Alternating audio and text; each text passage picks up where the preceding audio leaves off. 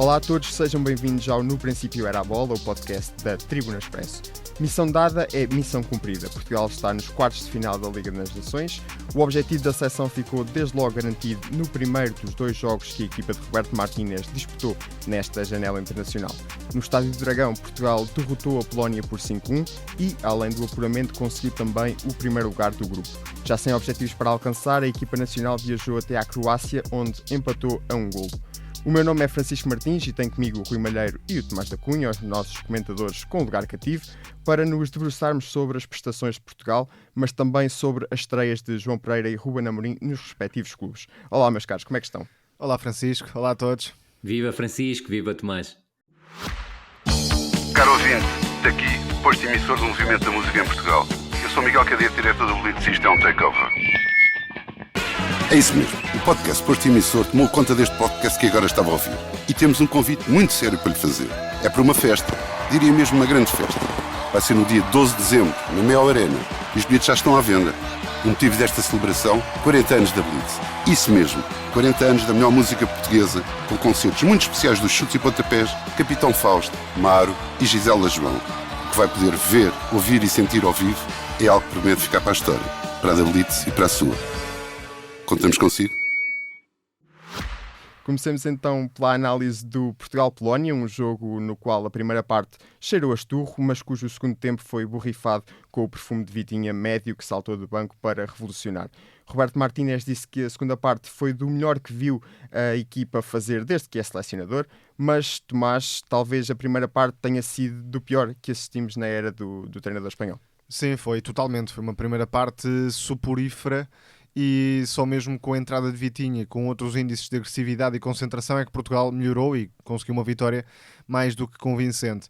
A utilização de João Neves à frente da defesa, depois a distância entre os médios e dos médios para o avançado centro, porque Ronaldo tinha muito a tendência de sair da zona central, uma tendência que não é nova, é bastante comum, e muitas vezes Portugal não tinha uma única opção para jogar no corredor central, levava sempre a bola para fora, ou para as iniciativas de Rafael Leão, ou para a iniciativa de Pedro Neto. No lado contrário, de resto, poucas surpresas do ponto de vista estratégico, Pedro Neto a baixar para a linha de 5 no lado direito, e algumas notas que provam, e iremos certamente aí mais à frente, que para Roberto Martínez o estatuto, a hierarquia pesa muito mais do que qualquer rendimento. E aí tivemos António Silva, por exemplo, a jogar à frente de Tomás Araújo, quando um é titularíssimo no Benfica neste momento e o outro tem sido muitas vezes preterido para o banco de suplentes. A verdade é que Portugal só na segunda parte é que conseguiu de facto trazer outra qualidade. Falaste de Vitinha, que de facto foi talvez não, garantidamente o melhor jogador de Portugal nesta dupla jornada, até pela assistência brilhante que fez para João Félix no segundo golo, mas não só. Aqui foi sempre um jogador muito móvel para receber nas costas da pressão, para acelerar o jogo, tanto em condução como a partir do passe, e de facto aquilo que se ganha nesta Liga das Nações é a confirmação do valor de certos jogadores. Vitinha é um deles, Nuno Mendes é outro, Rafael Leão também, e a relação com o Nuno Mendes é um dos pontos fortes, se não o maior ponto forte desta seleção nacional. Depois, e isto também terá relação com o segundo jogo, não há muito cabimento para que Bruno Fernandes, Bernardo Silva tenham tanto tempo de jogo numa qualificação que está mais do que garantida, numa prova que é perfeitamente secundária no calendário internacional. Há muitos jogadores que podem merecer oportunidades, que têm uma certa vontade de se mostrar ao selecionador e à seleção, aos portugueses em geral, e de facto isso não ajuda muitas vezes, ou seja, a sensação de grupo fechado, de que o rendimento não é o primeiro critério de avaliação do trabalho do jogador, leva a que haja uma primeira parte como aquela que vimos contra a Polónia. Depois a equipa, de facto, com a entrada de Vitinha passou a ter mais jogo interior, mais capacidade de atacar as zonas de finalização, e o Nuno Mendes muito mais projetado à esquerda, também a trazer outra qualidade no desequilíbrio. Claro, nota para os grandes golos de Bruno Fernandes e de Cristiano Ronaldo em relação a esse jogo com a Polónia.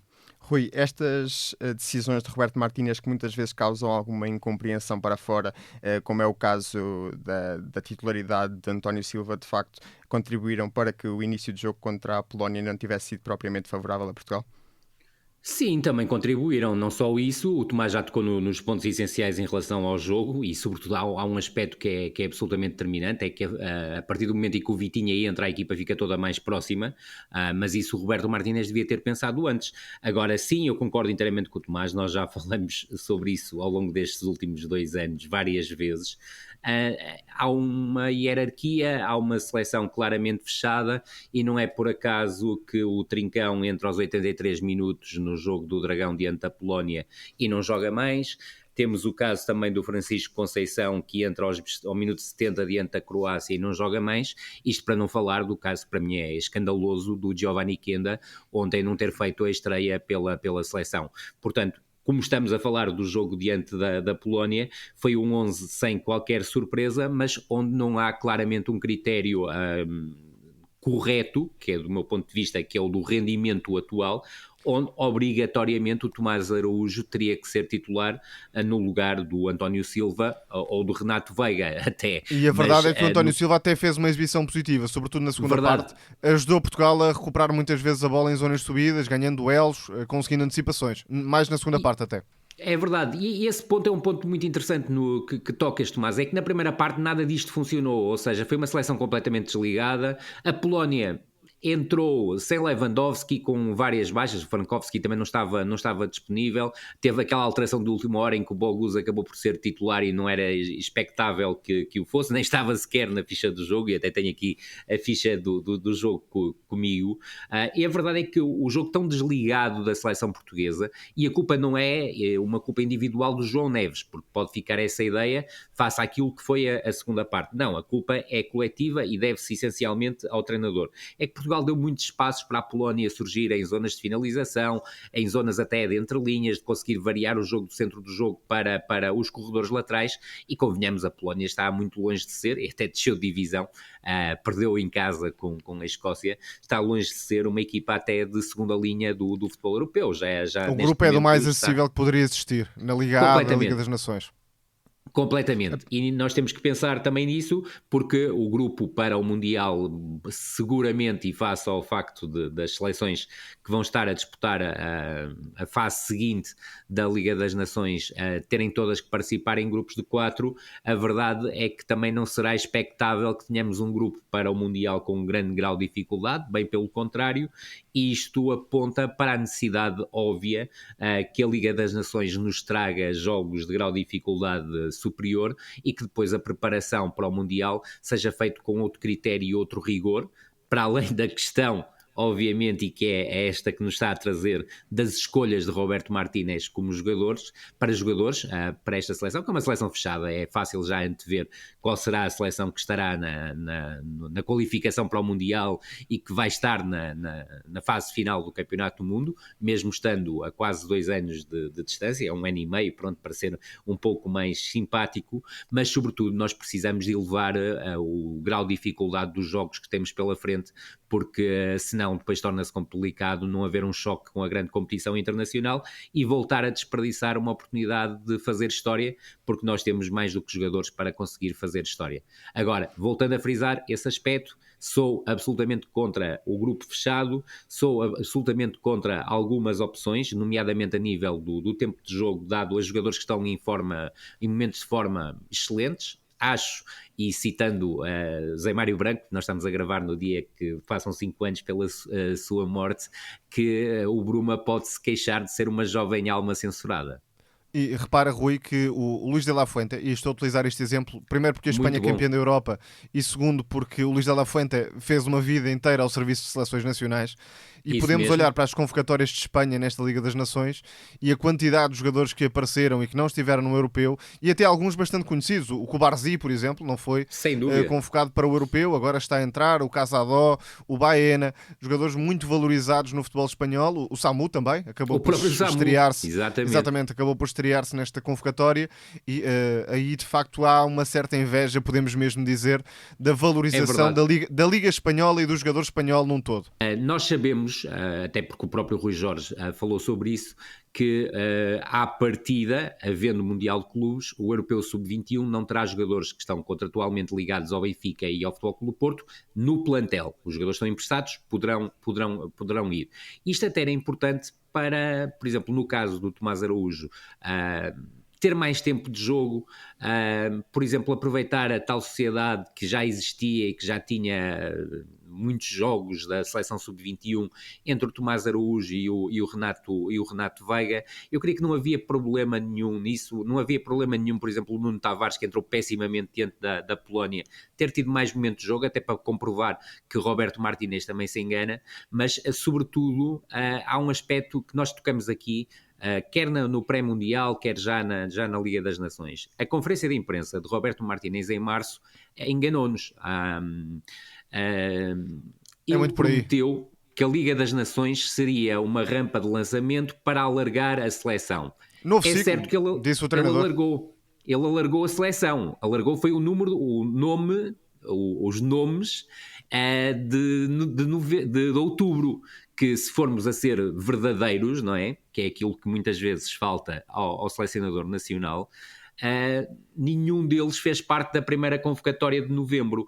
Isso é de facto muito estranho e sobretudo já não é estranho para nós, obviamente, já em março já cheirou algo a esturro, mas não houve nenhum alargamento da seleção. Houve jogadores que foram convocados e que pelo facto de Portugal ter vencido a Polónia e a Croácia não ter vencido a Escócia, foram lançados um pouco ao Deus dará diante da Croácia no jogo de ontem e as coisas até correram bem. O próprio Fábio Silva só tem a estreia porque de facto Portugal ganhou, estava apurado em primeiro e houve ali espaço para dispensar alguns dos principais nomes. O Bruno Fernandes suspenso, mas deu para dispensar alguns dos principais nomes do meio campo para a frente e aí já se abriu uma vaga para o Fábio Silva. Depois, a história do Samu Costa mais uma vez revela pouquíssima coerência. Não era preciso um médio canhoto, depois afinal perdemos 2 jogadores de características ofensivas e já voltou o médio canhoto que até teve minutos, não tendo sido convocado inicialmente pelo Roberto Martínez. Os nomes que tinham sido mencionados como estando à porta da seleção... Foi o suplente a entrar, curiosamente, exatamente, os nomes todos que foram ditos, e não fui eu a dizer, foi o selecionador, que estavam à porta da seleção, nenhum deles apareceu, e ainda foram, não sei se 8, mas enfim, foram alguns nomes. Apareceu o Fábio Silva, mas numa segunda linha. Sim, e à segunda, porque de facto houve espaço para dispensar os jogadores. E depois, o tema Giovanni Quenda, que eu acho que diz muito sobre a gestão que tem sido feita por Roberto Martínez. No limite, até poderia ter sido titular, se quereria de facto dar uma oportunidade real ao jogador, mas que não fosse. Houve espaço dentro do jogo, que estava apertado, é verdade, mas... e que Portugal perdesse, não viria qualquer mal ao mundo. É muito pior a consequência de desperdiçar uma oportunidade desta, porque uma seleção tem valor simbólico. A seleção tem valor simbólico, deve ser a seleção dos portugueses, e sabe-se que não será a seleção de todos os portugueses, obviamente, mas deve entusiasmar, deve puxar, deve agarrar, deve trazer alguma esperança para o futuro. E desperdiçar uma oportunidade desta dimensão parece-me um disparate completo, independentemente da época que está a fazer Giovanni Quenda, porque isto é um fator relevante. O Giovanni Quenda merecia jogar porque merecia jogar, não é porque tem 17 anos, e isto também é importante de vincar. Mas fizeste há pouco a comparação com a realidade espanhola e basta ver como, por exemplo, Lamine Yamal teve um processo de cimentação de estatuto bastante mais abreviado do que está a ter o Giovanni Quenda em relação claramente, no caso da seleção portuguesa. E até vamos levar isto ao limite. Se por acaso o Giovanni Quenda está lesionado em março, imagine-se, é uma possibilidade, se calhar vai estrear-se na seleção portuguesa como jogador do City ou do Liverpool ou do Manchester United. E isto é simplesmente absurdo. Completamente absurdo, completamente de acordo com o Tomás, aliás já tinha tocado nesse ponto. Eu creio que há um aspecto que é logo essencial. Se o Giovanni Quenda estava no Sub-21 e a ideia era fazer número na Croácia, nem sequer devia ter feito a viagem, continuava no Sub-21, ainda que me pareça que seja injusto para o Giovanni Quenda estar no Sub-21, para não dizer muito injusto.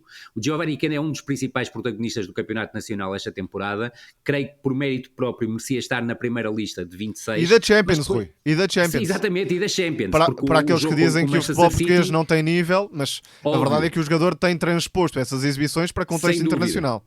E o lance do primeiro golo diante do Manchester City só está ao alcance de um predestinado, que é o caso. Agora, não me parece, sinceramente, a questão do recorde para mim era secundária, isso não é relevante. Para mim não é relevante, porque o jogo podia ser de 5 dias mais tarde ou podia ser 5 dias antes. Agora, não há que ter nenhum problema em que um recorde do Paulo Futre seja batido, quer dizer, isso em mim não faz qualquer sentido. O Giovanni Kenda, do meu ponto de vista, e acredito que o Tomás esteja de acordo comigo, já devia ter sido estreado em setembro, quando foi convocado, e não entrou em nenhum dos 2 jogos. Primeiro ponto. Segundo ponto, ontem, estando convocado e depois de ser retirado da seleção sub-21, a única hipótese, e porque foram chamados 2 jogadores, e reparem que o Roberto Martínez está sempre a falar dos 26 convocados, e depois obrigatoriamente tem que deixar normalmente 3 de fora, porque a ficha de jogo são 23 jogadores. Ontem nós apresentamos 20 jogadores na ficha de jogo. Então para que é que chamou o Giovanni Kenda? Não faz sentido, chamava mais jogadores também. Mas há aqui qualquer coisa que é inexplicável. E no caso de Giovanni Kenda, eu volto a frisar que é de uma injustiça tremenda. O jogador já devia ter estreado pela seleção portuguesa logo em setembro. Não há que ter problema nenhum com a questão da idade, se vai bater recorde, se alguém vai ficar chateado por ele bater recorde. Não vamos entrar por aí. Esse não é o campo. Agora, a partir do momento em que ele retira o Giovanni Kenda do sub-21 e retira o Fábio Silva, eu tenho que admitir que há apenas uma hipótese. Se o Fábio Silva é lançado, o Giovanni Kenda também tem que ser lançado. Do meu ponto de vista, tal como o Tomás, o Giovanni Kenda merecia, e a própria estrutura que Portugal apresentou ontem favorecia claramente o facto de Giovanni Kenda ser titular. E esse ponto é inegável. Não ser utilizado e, sobretudo, haver uma desculpa no final do jogo que o Nuno Mendes... Que o jogo estava muito difícil. Sim, e que o Nuno Mendes se lesionou e estragou a 4ª e a 5ª substituição, é verdadeiramente uma brincadeira, sobretudo quando se coloca o Nelson Semedo como central pela esquerda. Quer dizer, isto não cabe na cabeça de ninguém. E há outro ponto ainda, só para rematar o tema Giovanni Kenda. A questão do grupo, no fundo, não é bem assim, porque o grupo de Roberto Martínez são 7 ou 8 ou 9 jogadores que ele considera essenciais para a equipa, seja em termos de balneário, seja em termos de futebol jogado, o que o selecionador quiser. O que voltou a frisar ontem, Tomás. Sim, o resto está para compor. Vão entrando, vão estando, mas importantes são 8 ou 9. Mas isto já não é de agora, também aconteceu na seleção da Bélgica. E todos sabemos como é que terminou esse caso. Com uma autêntica rebelião no grupo em que já ninguém acreditava em Roberto Martínez. Esperemos que isso não aconteça na seleção portuguesa. De recordar que no jogo contra a Escócia, que foi realizado aqui no Estádio da Luz, nós próprios estamos aqui, que eventualmente Roberto Martínez quereria ficar associado ao lançamento de Giovanni. E faria todo o sentido. Além do próprio, vou utilizar a expressão ego, além do ego próprio, enfim, é um treinador que ficaria sempre com o nome de lançar o jovem mas nessa altura recordista na seleção portuguesa. Há uma outra questão que é o apuramento ainda estava em jogo e o jogo contra a Escócia de facto complicou-se. É aceitável dentro da lógica resultadista que Roberto Martínez defende desde o primeiro dia e está tudo certo com isso. Aqui voltamos ao início. E o início da Liga das Nações é Roberto Martínez a dizer que é um novo ciclo, que vai experimentar, que vai trabalhar o grupo, obviamente, que considera importante para os próximos desafios, mas o grupo é muito parecido ao grupo que terminou o europeu. Há aqui 3 ou 4 jogadores novos, mas que não são verdadeiramente para ficar. O Tomás Araújo, sim, tem potencial para ficar. O Tiago Jaló também pode fazer parte das convocatórias, mas de resto é muito parecido ao que já existia. O Fábio Silva não vai ficar, porque quando o Gonçalo Ramos estiver bom e o Diogo Jota estiver bom, não vai contar. E a partir daqui, o grupo continua muito parecido àquele que existia no europeu, e a verdade é que houve algum tempo, houve matéria-prima a aparecer suficiente para Roberto Martínez experimentar mais coisas, repito, num grupo de apuramento completamente acessível, tendo em conta a dimensão da Liga A.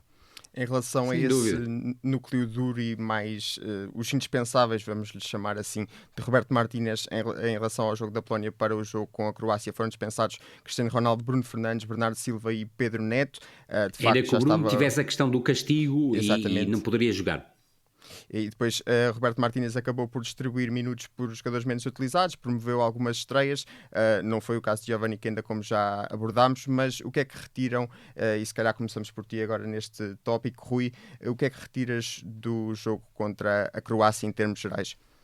Voltando a citar José Mário Branco, a primeira parte foi claramente inquietação, e foi uma inquietação feliz para todos nós, porque vimos 45 minutos bastante interessantes da seleção portuguesa, ou seja, vimos flexibilidade tática, ou seja, Portugal não se remeteu àquilo que tem sido o habitual, que já é muito flexível, diga-se, ou seja, defender com linha de 5, procurar depois atacar muitas vezes em 3-4-2-1, vimos algumas variantes deste tipo de situação, muitas vezes a fazermos um 3-5-2 ou um 3-4-1-2 antes do assalto à última linha. Houve momentos de pressão também muito interessantes, com o João Neves a liderar essa pressão, subindo linhas, e com o Otávio e agora o João Neves a subir, o Otávio e o outro médio, que agora escapou-me, mas é o Vitinha, a ficarem ligeiramente mais recuados.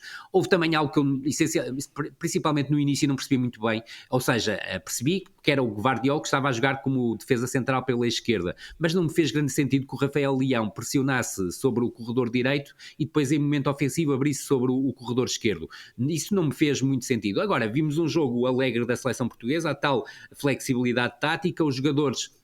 muitos jogadores juntos que falam a mesma linguagem, e isso é importante, e vimos que há Portugal, para além dos 7 ou 8 indiscutíveis de Roberto Martínez, e que podemos ser ultra competitivos. Houve capacidade para explorar os 3 corredores, ainda que a seleção se virasse um bocadinho mais para o corredor esquerdo, aproveitando as ligações do...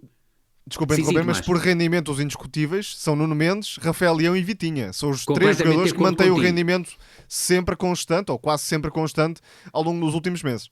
São claramente os 3 melhores jogadores de Portugal nestes 6 jogos da Liga das Nações, aos quais se juntam os golos de Cristiano Ronaldo, mas indubitavelmente Nuno Mendes a fazer um papel tremendo como defesa central pela esquerda, que muitas vezes é lateral esquerdo ou médio ofensivo pela esquerda, mas também quando teve que ser lateral e lateral ala também desempenhou muito bem as funções. O Vitinha claramente como cérebro desta seleção, e pela facilidade com que pensa o jogo, a velocidade de execução, a qualidade de execução, e o lance que dá o golo do João Félix é absolutamente genial. O Vitinha, com 2-3 movimentos, não só atraiu a pressão da Croácia, dividindo a equipa praticamente num 5-0-5, como saiu dessa pressão e lançou o João Félix com um passe absolutamente sensacional, e depois a continuidade do lance por parte do João Félix também é absolutamente notável. E é importante também mostrar que João Félix pode ser uma solução com muitos mais minutos nesta seleção,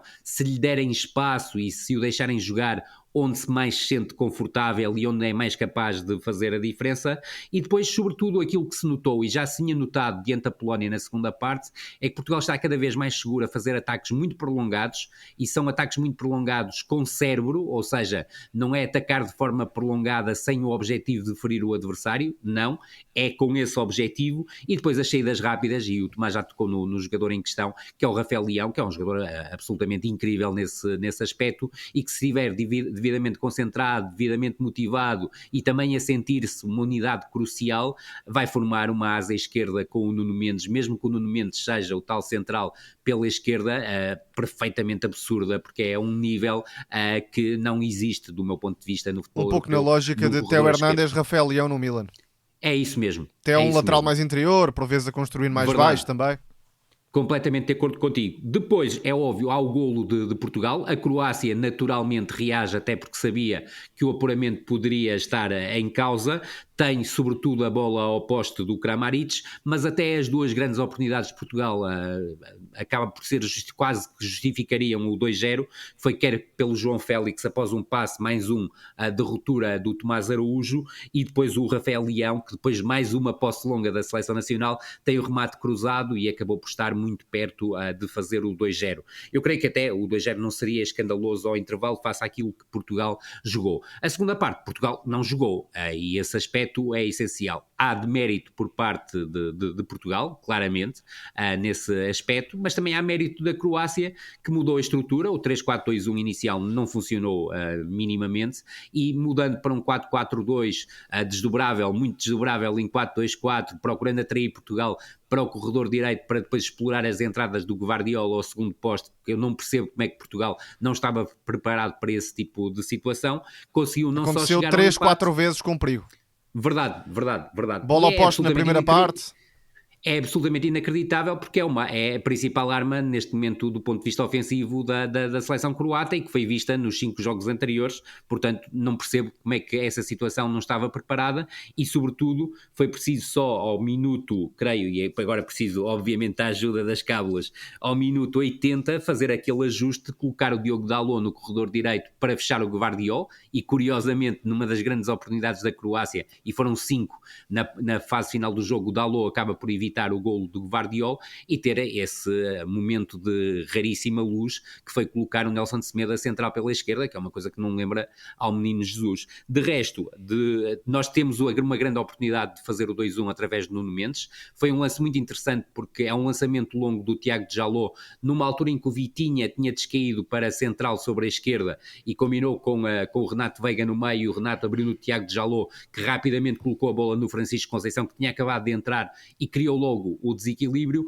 colocou muito bem a bola ao segundo poste e o Nuno Mendes tem a grande oportunidade, mas a partir daí a Croácia justificou algo mais do que o empate, tem 5 oportunidades claras, 3 bolas nos ferros e José Sá, apesar de ter tido uma intervenção deficiente, acaba por ter 2 intervenções que acabaram por valer o triunfo, o empate final e evitar o triunfo da seleção croata, que face àquilo que tinha sido a primeira parte da seleção portuguesa, era tremendamente injusto, mas na segunda parte a seleção estava completamente desligada e eu creio que os jogadores já estavam com a cabeça no outro lado, obviamente nos clubes, porque mas aí poderia ter sido utilizado melhor o plantel. Porque antes do gol do empate, a Croácia já tinha ameaçado, o gol adivinhava-se. E a passividade de Roberto Martínez na segunda parte também atrapalhou um pouco as opções da seleção portuguesa. Aliás, quando o Francisco Conceição entra, 1 minuto ou 2 depois, cria logo uma oportunidade com o remate defendido do Nuno Mendes. Exatamente. Um minuto depois. Na primeira parte, mais uma vez, os protagonistas que já tinham dado nas vistas, o Vitinha a pensar os ataques de Portugal. Faltou por vezes alguma proximidade dos médios, Otávio e João Neves ao ataque. Quando isso aconteceu, tal como Portugal na primeira parte diante da Polónia. Exatamente, os médios com posicionamento muitas vezes de difícil definição, ora mais perto da construção quando se pedia maior profundidade, ora o contrário, mas sobretudo um aproximar à construção que nem sempre era necessário, até tendo um jogador como Vitinha. Outro rendimento que deixou muitas dúvidas foi o de Otávio. Otávio não acrescentou grande coisa ao meio campo de Portugal nesta partida, mas lá está, está no grupo e é isso. Bola para a frente. Olhando mais ao detalhe para um jogador como o Rafael Leão, que neste jogo contra a Croácia desempenhou funções um pouco diferentes, mais centralizado. Como avançado, embora abrindo na esquerda para atacar. E a pergunta é exatamente esta: se ganharmos uma opção, se Portugal ganha uma opção para jogar como referência, apesar de, como o Rui referiu há pouco, a ala esquerda funcionar muito bem e ser, se calhar, a arma mais forte da seleção nacional. Sim, Portugal pressionou em 5-3-2 com referências individuais, mas a atacar o Semedo projetava-se no corredor direito e o Leão abria mais na esquerda, porque o Cancelo, como lateral esquerdo, invadia o espaço central, como aliás é normal, e o Rafael Leão tinha a tendência de abrir na esquerda, uma zona mais confortável, onde podia encarar o adversário e a partir daí meter diagonais que criassem perigo.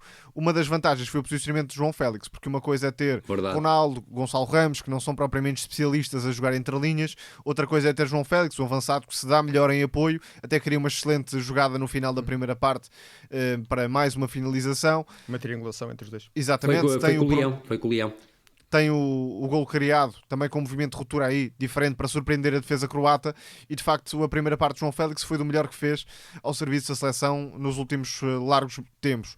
Depois, Portugal nem sempre teve profundidade, mas conseguiu espaços à esquerda, numa jogada com um passe longo do Nuno Mendes para a desmarcação do Leão. Portanto, foi um avançado, mas um avançado ainda assim à procura das zonas de conforto sobre a esquerda, porque a atacar não estava muito presente no corredor central, embora logo nos primeiros minutos tenha até tido uma jogada sobre a direita, mas foi caso único. Depois instalou-se à esquerda, portanto a atacar era mais extremo na prática do que avançado.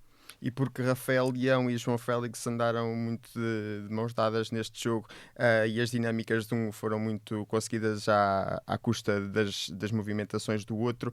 Rui, mais um momento positivo para João Félix, é a velha questão do será que é agora, será que é este o momento que eleva João Félix para aquilo que se chegou a acreditar que ele poderia ser? O João Félix tem claramente responsabilidades naquilo que lhe aconteceu em termos de carreira. Fez uma má gestão de carreira e isso é absolutamente inequívoco. Agora, também para o João Félix já não vai atingir, obviamente, o nível que se previa que pudesse atingir aos 19 anos, não acredito. Acredito sim que possa vir a ser um jogador determinante em qualquer clube, na nossa própria seleção. Agora, ele precisa de jogar, porque se não jogar não faz a diferença, e esse aspecto é crucial, sobretudo naquilo que diz respeito e concerne à seleção portuguesa, mas sobretudo ele precisa de jogar naquele espaço que o Tomás há pouco estava a referir. Ele tem que estar cómodo nas entrelinhas, ele tem que jogar no corredor central, é ali que ele se sente mais confortável. Mas não vai estar, Rui, e há uma razão para isso. A razão é com o Palmer.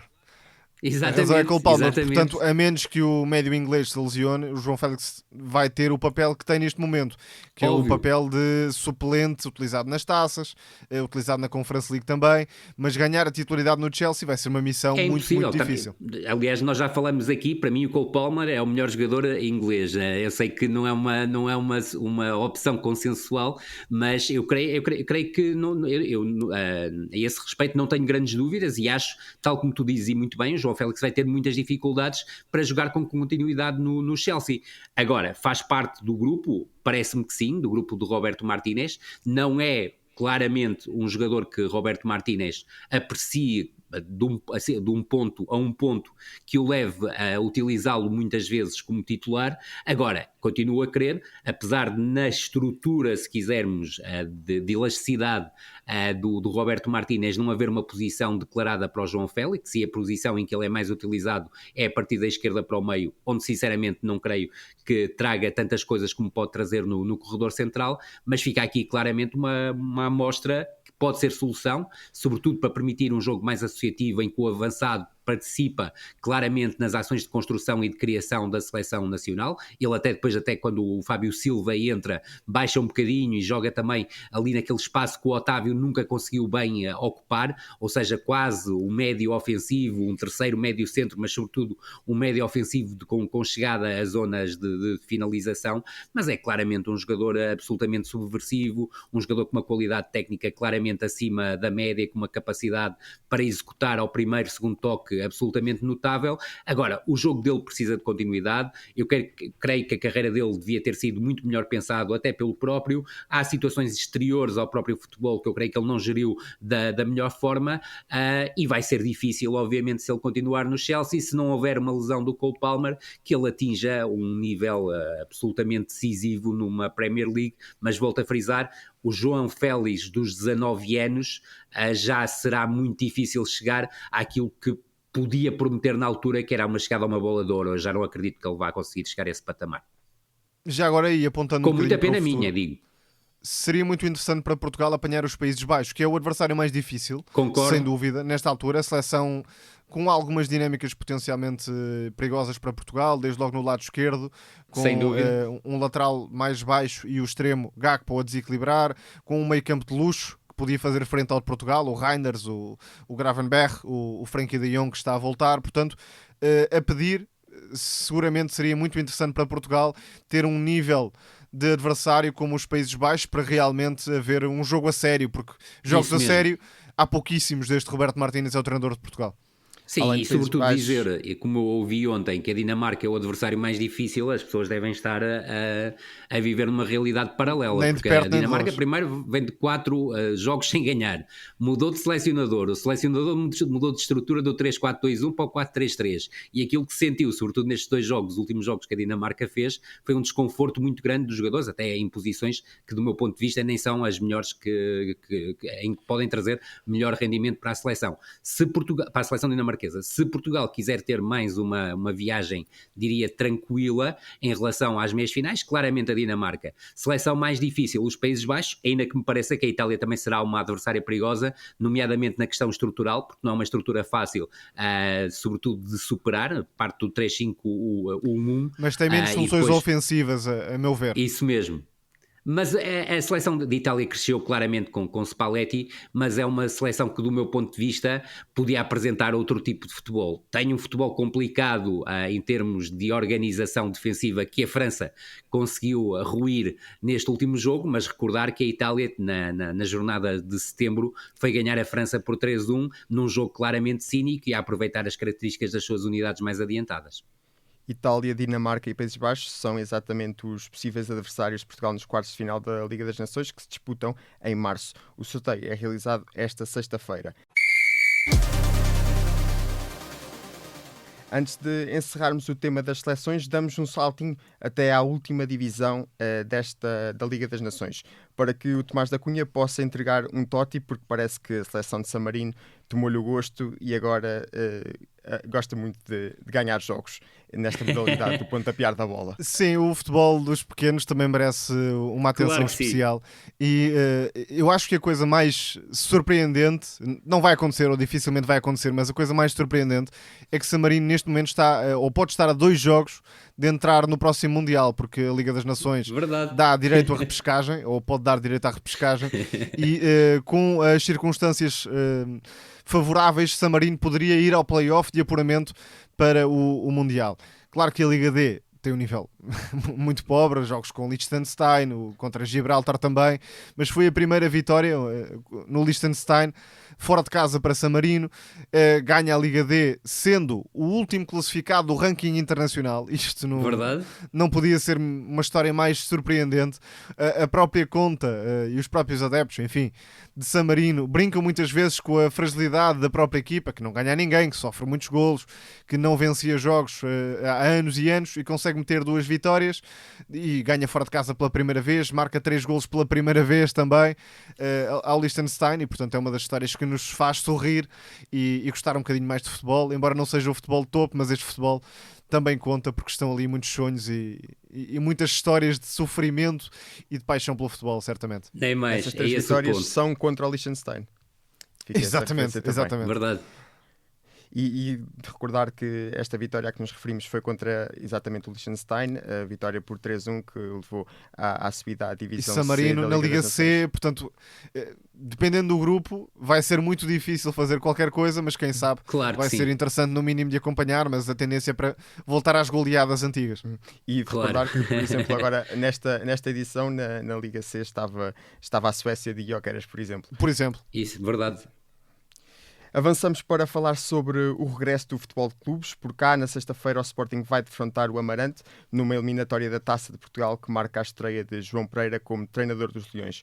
Em condições normais, este talvez fosse o tipo de jogo propício a algumas poupanças, mas pelo contexto, Rui, esperas que João Pereira não vire a equipa totalmente do avesso em comparação ao jogo com o Braga para o campeonato, até para sentir um pouco aquilo que é ter todas as armas à sua disposição? Eu creio que era isso que ele gostaria, mas não sei se o conjunto de jogos, sobretudo de jogadores não europeus, vai permitir que haja uma aproximação muito grande ao 11 do último jogo, ou seja, da vitória em Braga, mas também o Sporting não tem um plantel tão extenso que permita uma rotação tão profunda, até porque tem lesões e jogadores a regressarem de lesões.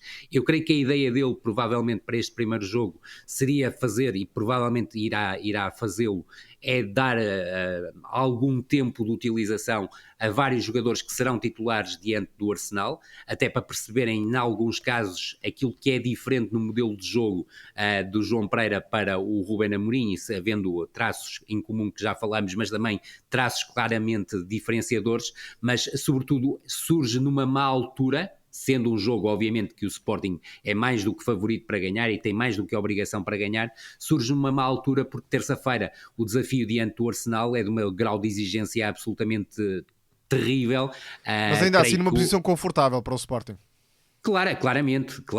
É mais oportunidade do que um drama, digamos assim. Exatamente, é mais uma oportunidade que um drama, claramente, mas acredito que o João Pereira gostava que esse jogo com o Arsenal fosse daqui a 15 dias e que tivesse o outro jogo para a Liga dos Campeões, o que será daqui a 15 dias, para agora. Mas creio que, sobretudo, os adeptos do Sporting devem entender que o jogo com o Amarante é claramente para ganhar. Diante do Arsenal vão defrontar uma equipa que tem alguma proximidade com o nível do Manchester City, mas que apresenta ainda um conjunto de saídas, de jogadas preparadas superior ao do Manchester City. Recursos na bola parada também vai ser uma Exatamente. dificuldade. Quer na saída para jogar, quer na bola parada, porque são 2 pontos que são extremamente difíceis de trabalhar contra a equipa do Arsenal e de prever na equipa do Arsenal. Agora, eu creio que será um bocado por aí, é sentir quais são os jogadores que estão disponíveis para sexta-feira, não cansar excessivamente, e creio que isso não acontecerá, independentemente de todo o mérito que o Amarante merece, até pela ótima campanha que está a fazer na Liga 3, não facilitar em demasia, mas acredito que poderá ser uma boa oportunidade até para dar minutos a alguns jovens, e nomeadamente falo da questão quer do João Simões, quer do Arraiol, que parece que vão trabalhar, sobretudo o Arraiol, porque o Simões já estava a trabalhar com o Rubén Amorim, que vão passar a trabalhar com a equipa principal, com o João Pereira, e poderá ser também uma boa oportunidade para eles somarem minutos. E acredito que acabará por ser uma equipa mais mista do que a equipa que tenha alguma ligação com o jogo do Braga e que terá alguma ligação seguinte com o jogo diante do Arsenal. Mas a escolha sendo difícil, porque há muitos jogadores de fora ou a voltar das seleções num tempo não muito interessante a preparar esse jogo com o Amarante, acaba por se tornar mais fácil, uma vez que as escolhas vão reduzindo. Por exemplo, Israel e Maxi Araújo vão jogar pelo Uruguai, portanto dificilmente estarão nas contas para o jogo. Pedro Gonçalves e Nuno Santos estão lesionados. Gonçalo Inácio não está também em boas condições. O Morita também está ao serviço do Japão, portanto tudo aponta para que Yulman e Bragança sejam os titulares do meio campo. Depois há Gyökeres, que estando nas seleções joga quase sempre, estando ou não estando, portanto se calhar vai mesmo utilizar Gyökeres, mas Arda está disponível caso o João Pereira entenda. Diria que na defesa pode haver mais dúvidas. O papel do avançado centro-esquerda, não é? Exatamente, e isso também é talvez o principal desafio tático, pelo menos para mim é o principal desafio tático de João Pereira para os próximos 2 meses, até Pedro Gonçalves voltar para ganhar o lugar novamente. Estou curioso para entender como é que vai jogo a jogo, entender as necessidades estratégicas da equipa e que opções vai explorar, porque a verdade é que tirando Pedro Gonçalves, que é o jogador mais importante talvez do Sporting em termos de fita cola da equipa, mas é que consoante o jogo o Maxi Araújo pode não servir, o Arda pode não servir, ou pode ser ao contrário. E aí vai ser exigido ao João Pereira que tenha alguma astúcia, alguma perspicácia do ponto de vista tático para ajudar a equipa nesses momentos, sabendo que não há nenhuma opção que convença realmente, ou pelo menos até agora foi assim, nenhuma opção que, sem pote, convença realmente como avançado interior esquerdo, sabendo que também pode fazer uma alteração de posição. Levar o Trincão, por exemplo, para o lado esquerdo e aproveitar o Marcus Edwards. O Kenda, que seria importante se calhar vai jogar porque não teve Amarante, minutos. por exemplo. Exatamente, o Marcus Edwards é um jogador a agarrar claramente para os próximos tempos, mas de facto em termos táticos essa é a minha grande curiosidade, perceber como é que vai superar a ausência de Pedro Gonçalves, quer em termos de escolha de perfil para aquele lugar, quer em termos de qualidade exibicional, porque sem pote o Sporting normalmente tem mais dificuldade a criar ligações. Verdade, e outra hipótese que creio que também é legítima é juntar o Yulman, o Morita e o Daniel Bragança e escolhendo, por exemplo, o Daniel Bragança para fazer o papel de pote. Isso, por exemplo, para jogar com o Arsenal, mas se calhar contra o Amarante já se exige outro tipo de características. E é aí que, voltando atrás, é aí que acho que João Pereira vai ter de mostrar a tal perspicácia enquanto treinador nestes primeiros tempos. Mas, ou Isso seja, mesmo. em termos de contexto, neste momento consideram que este jogo contra o Amarante ainda não é o momento para João Pereira dar deixar a sua própria marca, como disse na apresentação, pelo menos já a abrir, tendo em conta o contexto, os jogadores a virem da seleção. Sim, a meu ver, não é o jogo para isso, não propriamente por ser contra o Amarante ou qualquer outra razão, mas sim porque de facto tem muitos jogadores de fora, seja por lesão, seja por questão nas seleções, não houve tempo para passar nada em concreto à equipa, fora do que o Sporting já trabalhava anteriormente, portanto acredito que seja um Sporting a jogar na mesma estrutura, com os mesmos jogadores, depois vamos ver como é que escolhe cada peça. Sim. O novo treinador. E temos que olhar para um aspecto que me parece essencial. No espaço de um mês e uma semana, o Sporting vai ter 8 jogos oficiais. Portanto, não só o Sporting, também o Benfica, o Futebol Clube do Porto, o Sporting Braga e termina com o derby no final do ano. Exatamente. E à partida ainda haverá um nono jogo que será da Taça de Portugal, mas que ainda não se sabe por causa daquela situação em relação ao Nacional Benfica, porque foi marcado para a data de que seria uma jornada de Taça de Portugal. Em sentido inverso, Ruben Amorim já orientou o primeiro treino do Manchester United e vai se estrear no domingo contra o Ipswich Town. No seguimento do ambiente positivo que Van Nistelrooy conseguiu criar em Old Trafford, Tomás, achas que há aqui uma certa pressão para Ruben Amorim criar um impacto no imediato? Não acho que exista... Pelo menos aquela goleada ao Leicester deixou Sim. pelo menos as coisas um pouco melhores. Não acho que exista pressão extra, existe a pressão normal de se estrear pelo Manchester United, sendo um treinador que vem do Sporting, com a tal aura, com a tal diferença, até a nível de caráter para Erik ten Hag. Depois há 2 fatores que, a meu ver, têm sido bem trabalhados. Um deles, extracampo.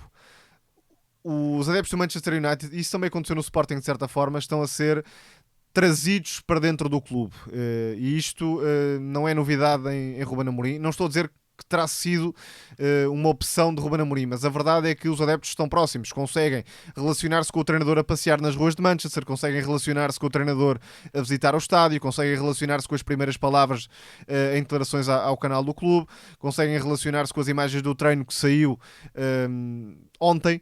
Portanto, há muita coisa que traz os adeptos para junto da equipa e do treinador, e isto é muito importante para agarrar. Exatamente, mas esta é a parte fácil. A parte difícil será a transmissão de ideia para um grupo que não jogou com 3 centrais, com Erik ten Hag, e portanto há uma mudança bastante significativa. E Ruben Amorim manifestou desde o primeiro minuto a vontade de levar para o Manchester United, por enquanto, atenção, e o por enquanto é importante, uma ideia muito próxima àquela que tinha no Sporting, quer em termos de estrutura, quer em termos de dinâmicas. E recuperando o tal treino de que falava há pouco, vimos o Man United a jogar exatamente no 3-4-2-1 que o Sporting utilizou nos últimos anos. E agora falta encaixar as peças das seleções. O que eu destaco de curioso é a participação de Casemiro e de Mainoo, possível dupla titular para o primeiro jogo, logo se verá se assim é no jogo com o Ipswich, e a relação Antony-Amad Diallo. Antony aberto, não Amad Diallo, porque Amad Diallo parece muito mais um Marcus Edwards do que propriamente um jogador para jogar aberto, não tem explosão para isso, é mais um jogador de drible curto, de condução interior.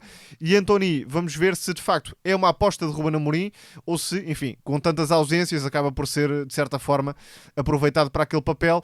Mas até aí há semelhança com o Sporting, um lateral esquerdo mais profundo, que é Malásia, ou foi Malásia nas imagens a que tivemos acesso, e um lado direito com Amad Diallo a fazer trincão e Antony a fazer de Giovanni Kenda. Depois, 2 notas também muito interessantes: Rashford a ser utilizado como avançado, e não estou certo de que não vai ser assim, por uma simples razão. É que Rashford não é um jogador de espaço entre linhas, como é Pote, por exemplo, como é Trincão. Rashford é um acelerador, é um jogador que procura pela baliza e de ataque ao espaço. Por isso tenho muita curiosidade em perceber como é que Amorim vai utilizá-lo, sendo certo que é uma das figuras do Manchester United, é um dos jogadores que exige um certo carinho extra por parte do treinador. E depois, um jogador que me desperta muitas expectativas, estou até convicto de que vai ser outra coisa com a chegada de Ruben Amorim, que é Mason Mount. A meu ver, o jogador mais parecido com o Pote do plantel do United, e que jogou como médio ofensivo pela esquerda. É um jogador muito dinâmico, e se recuperarmos a melhor versão do Mason Mount, com Thomas Tuchel, foi precisamente a jogar nesse sistema. E vai ganhar uma nova vida, claramente. Alinhas nestas perspectivas que o Tomás lançou aqui? Completamente de acordo com o Tomás. Fora de campo absolutamente brilhante, já é um hábito, mas um inglês extremamente fluido e fluente, que acho que foi muito importante também na aproximação aos adeptos. Creio que a primeira medida que ele toma, que é a dispensa do Ruud van Nistelrooy, fez todo sentido. Tal como dizíamos a semana passada, o Ruud van Nistelrooy aproveitou estes 4 jogos para trazer todo o foco... Para lançar a carreira, não é? Exatamente, claramente. E não é por acaso que surge já na lista do Coventry como opção. Do Burnley também. Exatamente, ver o treino e perceber que há claramente a ideia de projetar um Manchester United à Sporting, e creio que essa ideia faz todo sentido face àquilo que é o passado do Ruben Amorim e que será o presente, e provavelmente no futuro haverá depois, tal como aconteceu no Sporting, várias variantes. Sublinhar também que no treino vimos o miúdo com o Conqui de 16 anos, o que mostra que o Ruben Amorim, para além de ter visto os jogos da equipa principal, andou a ver os jogos do Sub-23 e do Sub-18 pelo menos, porque o Conqui normalmente joga no Sub-18 e é um central com um potencial muito, muito, muito, muito grande mesmo. E o Yoro já está disponível, ainda não jogou, mas já está Isso. disponível. Atenção a este jogador, porque ainda é desconhecido a maior parte, mas é um fenómeno que pode ser um Varane, um Saliba. Atenção que pode chegar a esses níveis. Depois há aqui muitas dúvidas, porque Malacia esteve muito tempo lesionado, o Mason Mount esteve lesionado, o Mainu esteve lesionado. Enfim, são jogadores que, por mais qualidade que tenham, podem estar completamente fora de ritmo, ou pelo menos muito longe do ritmo ideal. E há jogadores que estão a chegar, ou vão chegar nos próximos dias, o Garte, enfim, há algumas peças que podem ser importantes para Ruben Amorim, mas que ainda não estão disponíveis para o treinador, e portanto não há muito tempo para trabalhar. Por isso vamos ver como é que vai fazer o intermédio entre os jogadores que fizeram a semana de trabalho completa e esses jogadores que são importantes para o Manchester United, mas que vão fazer 2 treinos talvez, e por isso este primeiro 11 não sei se vai ser o 11 base, pode ser um 11 intermédio entre aquilo que vamos ver mais à frente e o Manchester United que Ruben Amorim teve disponível ou tem disponível nesta altura. Nesta fase, Rui, Ruben Amorim está a adaptar os jogadores à sua ideia, também porque o contexto neste momento não tem propriamente nada a perder e não propriamente a ideia aos jogadores. No entanto, em Inglaterra sabemos que a exigência dos jogos com as equipas de topo exigem sempre ajustes táticos que muitas vezes são diferenciadores. Em termos de capacidades como treinador, também terá que ser aí que Ruben Amorim vai ter que dar um passo em frente? Ele tem claramente capacidade para isso e a equipa técnica que o acompanha também. Agora o desafio tornou-se muito, muito mais hercúleo do que na Liga Portuguesa, em que era claramente dominador e estava a caminho de conquistar um bicampeonato consecutivo. Agora, eu creio que esta entrada é uma entrada forte para Ruben Amorim, ou seja, eu creio que os 3 primeiros jogos são claramente 3 jogos para ganhar e se ganhar esses 3 jogos, com o Ipswich fora, o Bodo Glimt para a Liga Europa em casa e o Everton em casa, eu creio que ganha uma embalagem que lhe vai permitir depois gerir um mês de dezembro que vai ser muito forte. Quer dizer, não há o Arsenal, que eu creio que nem em novembro fora. Mas atenção, depois, porque este jogo é muito difícil. Pode não parecer, mas dúvida. O Ipswich vem da primeira vitória na Premier League, a jogar fora contra o Tottenham, e é uma equipa muito combativa, muito agressiva, contra um Manchester United que não tem muitas rotinas. Enfim, pode dificultar. E atenção, não estou a falar do resultado, obviamente. É um jogo duríssimo, concordo inteiramente contigo. Daí também ter falado, Tomás, da questão da importância que será ganhar um jogo contra um Ipswich que vem da primeira vitória, é certo? Porque os próximos 2 jogos, sim, serão mais acessíveis. Exatamente, é claramente desvalorizada pelo facto de só ter conseguido agora a primeira vitória, mas para quem vê o Ipswich jogar percebe que é um adversário de um grau de dificuldade forte, ainda por cima fora de casa e motivado por esta primeira vitória, que do meu ponto de vista, assim, pensando por alto no plantel, não creio que tenha tido tantos jogadores nas seleções como o Manchester United, bem longe disso, creio, e sobretudo, eu creio que estes 3 primeiros jogos vão ser uma embalagem muito importante, e então se conseguir as 3 vitórias ainda mais, quando se sabe que depois vem um ciclo, que tem Arsenal fora e tem Manchester City fora, e aí a exigência já vai ser maior, mas também acho que haverá também o lado das pessoas perceberem que o Ruben Amorim está a iniciar o trabalho, e quando falo tem tolerância ainda. Exatamente.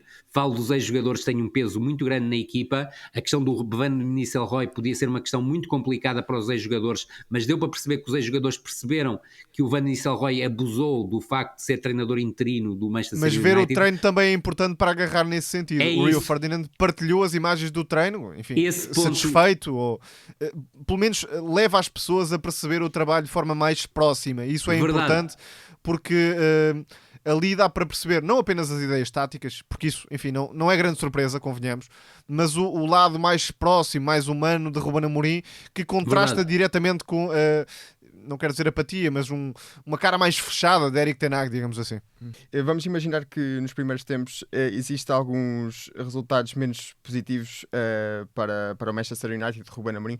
É possível pegarmos nessa tal tolerância que vocês falaram e que, por exemplo, também falámos quando o Vítor Bruno chegou ao Porto, para dar aqui alguma margem ao treinador português? Acho que não vai acontecer absolutamente nada de mal a Ruben Amorim nestes primeiros meses, porque a temporada vai a meio, o plantel, enfim, tem alguma qualidade, mas não está preparado, obviamente, para lutar por grandes coisas com o City, com o Arsenal, com o Liverpool neste momento.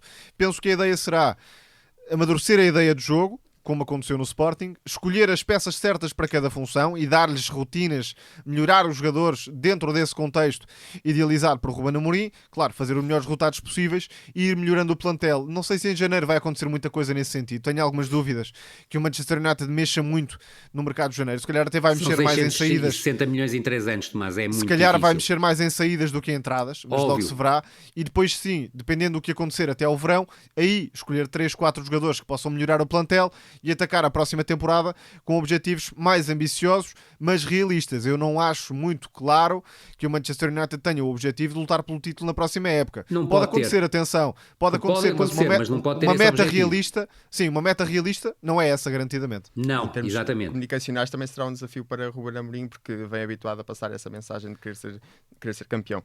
Concordas, Rui? Concordo. Agora, aquilo que me parece é que se o adepto do Manchester United for inteligente, percebe que isto é um trabalho que é feito passo a passo e, tal como o Tomás disse há 2, 3 semanas, o verdadeiro objetivo e o objetivo palpável para o Manchester United é procurar ser campeão em 2027, 2028. Eu sei que nós estamos em 2024, como é óbvio, parece que estes 4 anos serão intermináveis, mas é isso que se pode pedir nesta altura. E tudo. Mas esta época já não conta, em termos de matéria de título. Exatamente. Como é óbvio, temos que pensar em 25, 26 e 26, 27. Eu creio que, e o contrato do Amorim é até 26, 27, com mais um ano de opção, que obviamente, se ele for cumprindo os objetivos, será obviamente renovado. Mas aquilo que me parece essencial neste primeiro ano do Ruben Amorim, que é um meio ano, é, tal como o Tomás estava a dizer há pouco, é formar o plantel para a próxima época, saber os jogadores com que conta, eliminar já em janeiro os jogadores com que não vai contar, porque não vale a pena estarem no plantel a encher chouriços. E pode subir jovens, por exemplo. Exatamente, subir jovens. Eu falei do caso do Conconqui que esteve no treino. O Bobby Martin também.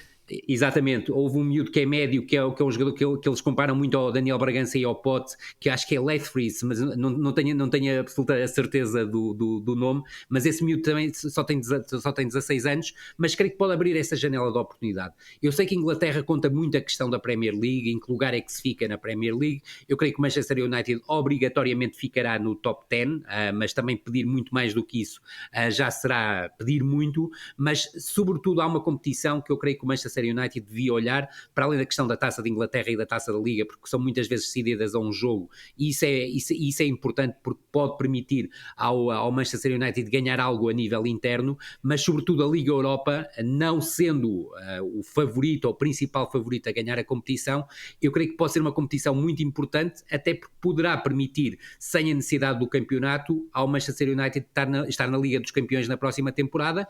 Pode não ser a melhor coisa do mundo para o Manchester United em termos de programação da temporada para entrar no top 4 da Liga Inglesa na próxima temporada, mas creio que seria já uma entrada fortíssima do Ruben Amorim no clube. Se isto não acontecer, mas aí, acho Rui, que no ponto de vista não há problema nenhum. Em relação ao tema do campeonato e conhecendo o trabalho de Ruben Amorim, o plantel vai ser usado na totalidade, não vai ser usado apenas com 12 ou 13 ou 14.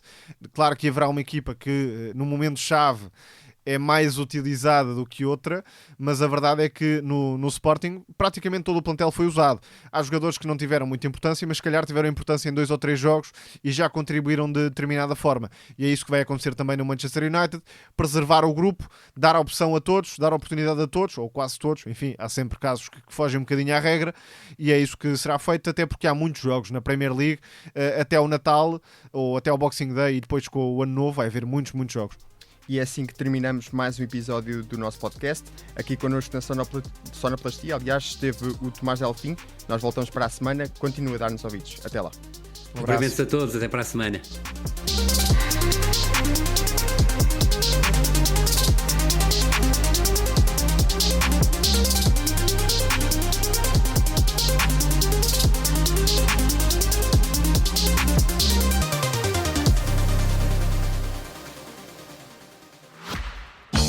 Caro ouvinte, daqui, posto emissor do movimento da música em Portugal.